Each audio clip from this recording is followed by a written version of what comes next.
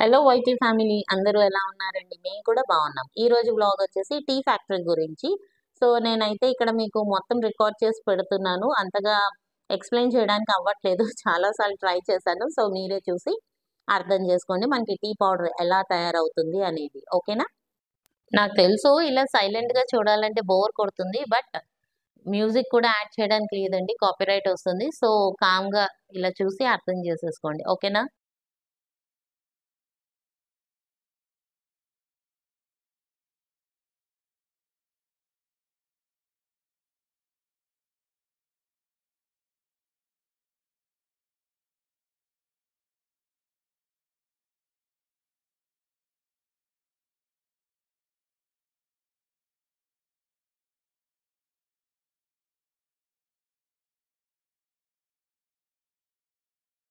అలా కిందకు వచ్చేసిన తర్వాత ఇక్కడ అందరికీ కార్డమమ్ టీ అనేది శాంపిల్ ఇస్తారు. మాకు కూడా ఇచ్చారు. మేము తాగాము. చాలా బాగుంది.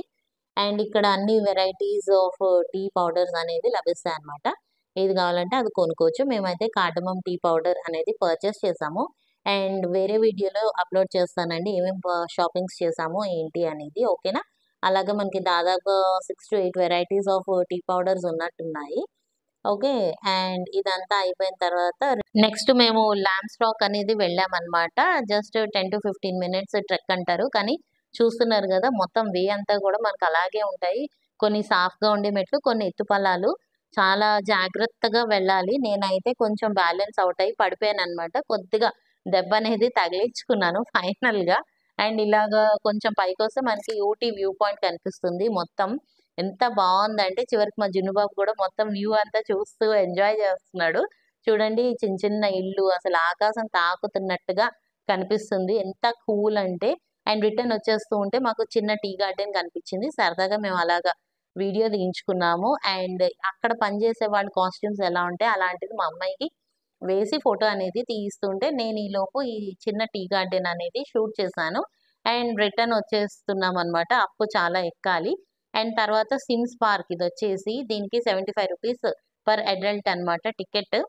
చాలా ఒక రకంగా చెప్పాలంటే మంచి పార్క్ అనొచ్చు. ఒక రకంగా అంత బాగోదు అనే చెప్పొచ్చు. అంటే చూడ్డానికి వ్యూ మాత్రం చాలా బావుంటుంది. కానీ ఎంత డౌనో రావడానికి అంతా కష్టపడతామనమాట. సో, ఆ లెక్కన చూడక్కర్లేదు అని మా అభిప్రాయం అండి.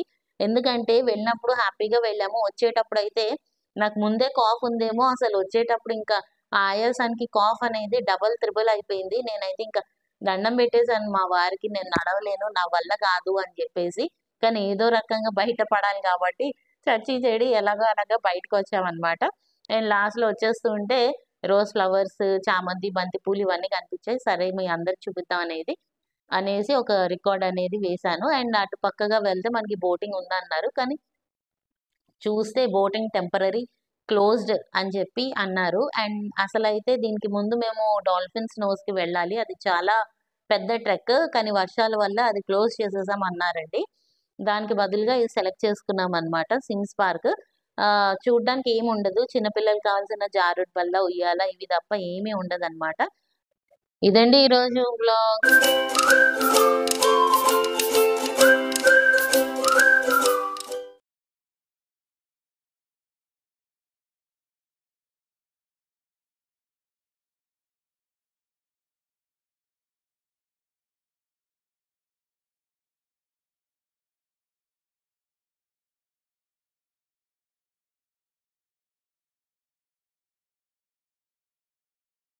అని అనుకున్నాను గానీ, అక్కడికొచ్చిన వాళ్ళందరి పరిస్థితి కూడా అదేలేండి. ఇదండి ఈ రోజుకి